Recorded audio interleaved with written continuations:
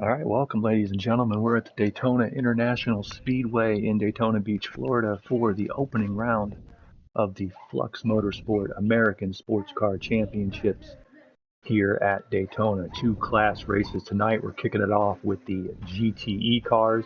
Carlin Hicks in the booth here with you with Joey Maynard. Say hi to the people, Joey. Good evening, ladies and gentlemen. We're looking forward to a great race tonight. Hopefully, we had a terrific IndyCar race last night. We'll have these guys going great tonight as well. I fully expect it. This is the third season that we have run the GTE classes among the American sports cars. And we fully expect to see a big season. We should put the first camera on to NZ Jack. He is our reigning GTE class champion from last season. Jack had a terrific season. He won 2 times last season on his way to his first class championship in the Flux sports cars. And he did it with an incredible amount of consistency. He was just... the 2 wins really came in races where he outran guys on tires, as far as I can recall. Having a little trouble there, Joey? Yeah, I'm having some trouble with the cameras here.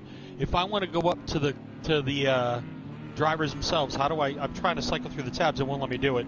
Okay, so L1R1 switches you between the toolbar, the name pylon on the left, and the control bar on the bottom. So hit L1, it'll put you on the name bar. Yeah, I'm hitting it. It's not putting me there. Now move your... wait, there we go. Here we go. Then you click on them. Then you hit R1 to go back to the toolbar on the bottom, and that's how you change camera angles and all that stuff. Sounds good. But as I was saying, NZ Jack, I believe he's going to be in a... I believe he's in a Corvette. I got to double check his car. There he is. Yeah, he's in the Egg Melt Corvette. Same sponsorship as he brought last season. They said got 2 wins in the 8 rounds last season.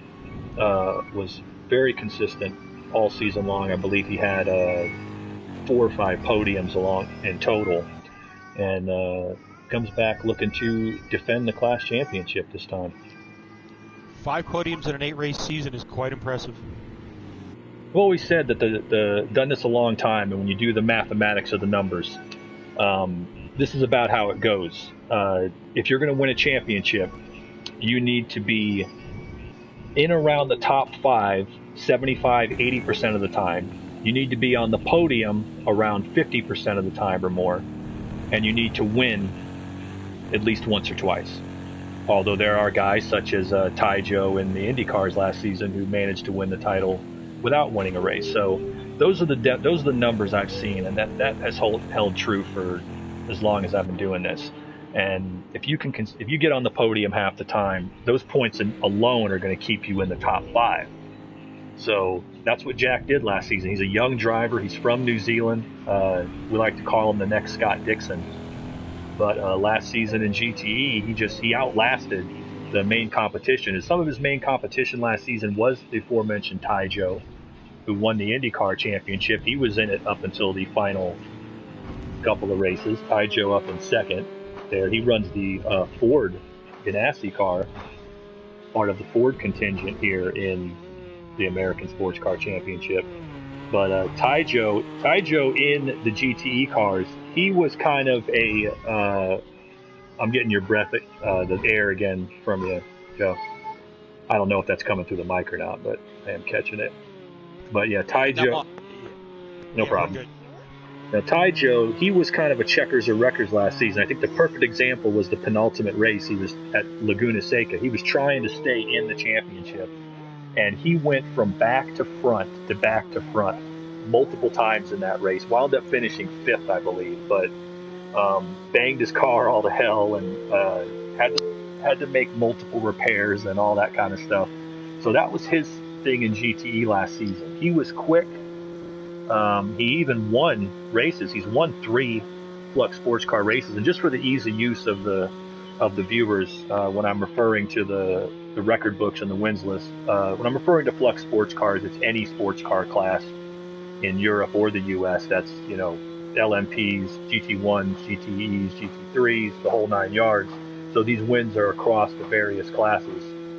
But Taijo is another one. Like I said, he's a 3-time winner. He got a couple of those in this class car last season, and it was him, Super Crusher. Super Crusher was there towards the end.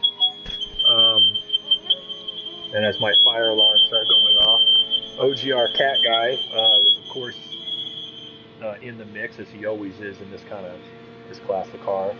But yeah, you probably a good chance here for you to talk about guys who got first career wins. He has won. I don't believe he's won in the sports cars yet. Yes, he has. He has one win in this class 2 seasons ago, but he got his first IndyCar win just 24 hours ago on the Speedway, and that was Super Crusher. Why don't you give us a rundown, as Joey was in the booth for that one too. He was a pretty dominant car last night. He basically was in the top 5 all night and really ran a very smart race. He basically, there was himself, Cat Guy, and there was a couple of other drivers. I think Taijo was up there for a little while as well, who really ran a very smart race around the oval here at Daytona. Yeah, and Super Crusher got that first win. Obviously puts him in the points lead after round 1. And as the American Tour heads to Willow Springs next week, he'll be bringing that in there. But here in the sports cars, as I said, he's won, I believe, I don't recall exactly. I want to say it was Laguna Seca in Flux Season 3, now that we're in the 5th season of competition. I want to say it was Season 3 at Laguna Seca that he got his win. But he has been a consistent top 5 driver for each of the 2 seasons that we've run here. As we look at the factory vet of OGR Cat Guy. Cat Guy has a long resume in these cars. In Flux sanctioning, just 1 win so far, but always a contender when he's behind the wheel, especially in that factory Corvette. A lot of experience in that car. Another veteran there is Muttley, the Australian. He's been on the Ford Performance team.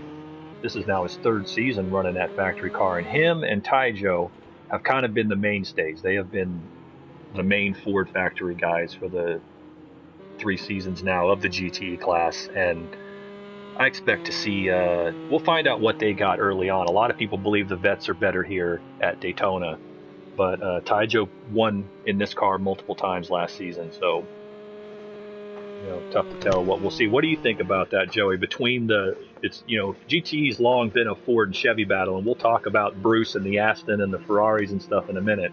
But Ford versus Chevy at Daytona, what's your thought? It's been tight. I think Ford is really bringing a strong product this year. I think the Chevy cars definitely have their work cut out for them, but I think Ford is bringing a very, very strong product this year, and I'm really looking forward to seeing those battles. Yeah, like I said, Muttley and Taijo, they've been carrying the torch for Ford for a while. There's a couple other Fords in the field. Hoffman Crew, who's a debutant, making his first race. I think he's just trying to get around. And there might be 1 or 2 others. Green Gaiman, is Green Gaiman in a Ford? I think maybe he might run a Ford. But there's a handful. Yeah, Green Gaiman's in a Ford. So we got 4 or 5 of them in the field. And I think they're perceived as a more aerodynamic car than the powerful, Chevrolet. There's an old there's actually a marketing thing that the vets did about a decade ago, where they pointed out in an advertisement that of all the cars in the GT, the GTLM or the GTE class, they were the only one that had to turn down their power to make amalgamation from the street car. They were like a Dodge Viper like that. They had to actually back off the commercial version to get the power within. So a lot of people have long believed that here at Daytona, the vets may have an edge. But we saw some Ferraris last season. Let me look on the driver list here again, get my notes together. It's the first round for the announcers too, guys, so we're learning how to shuffle through the notes on the phone. But among the car selection, I didn't see a Ferrari. Yeah, I did. Mark C is in the Ferrari, one of our other American and Australian Tour officials.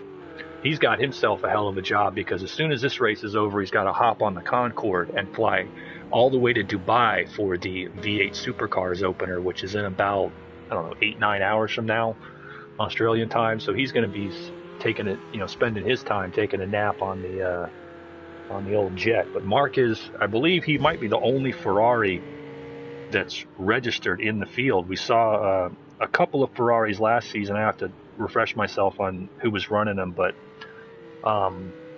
it looks like he's the standard bearer here, Joe.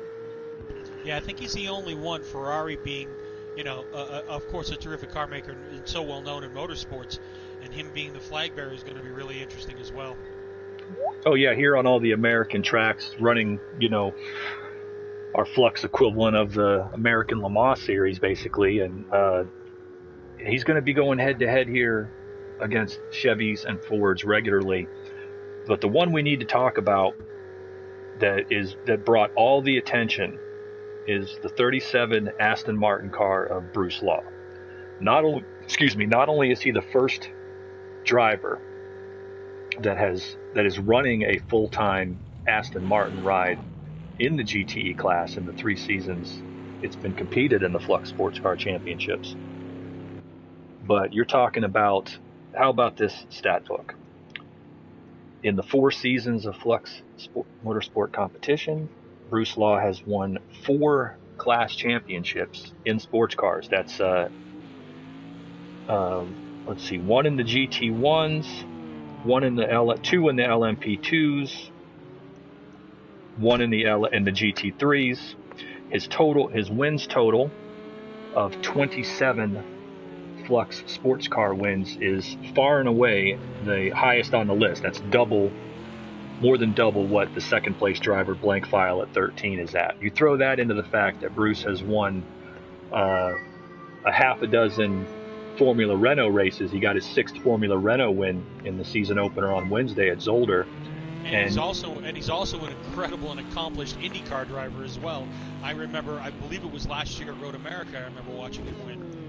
Yeah, he has 3 wins, I believe. I'll double check right here. Yes, he has 3 wins in the IndyCar series as well. So you're talking about the most decorated driver in the 5 seasons of Flux Motorsport competition, particularly in sports cars. As I said, 4-time Flux Sports Car Class champion, 27-time race winner, and he's a British driver, and he's bringing out an Aston Martin factory car. He is this, just like Mark C. from Australia has taken a Ferrari and some Italian money to run in the field. Bruce Law has taken the Aston Martin here, and a lot of people have said it's like giving a great driver a slight handicap. But we'll see what he can do with it. Right now, 7.5 minutes to go in the session, he's 3rd on the board in qualifying. Yeah, as a matter of fact, I think we just saw... Let me look at that again real quick. It was Pogo Mojo actually just topped the list, running a 141.68.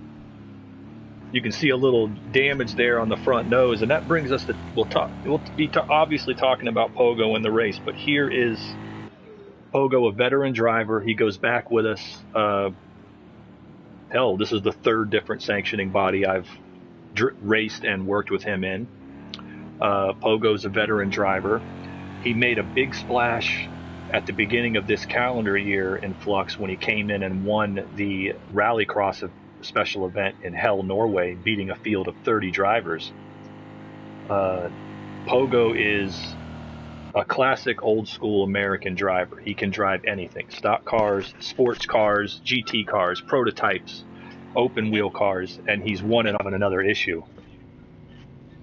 Who's that, Pogo? I got Pogo. Him actually. Well, I actually got him running pretty well right now. Oh, there you go. Okay, I was just seeing it on my screen. Anyhow, talking about Pogo, it's hard to believe, but he has yet to win a Flux Sports Car Championship event. And really what it's come down to, I remember this race 2 seasons ago, the first GTE class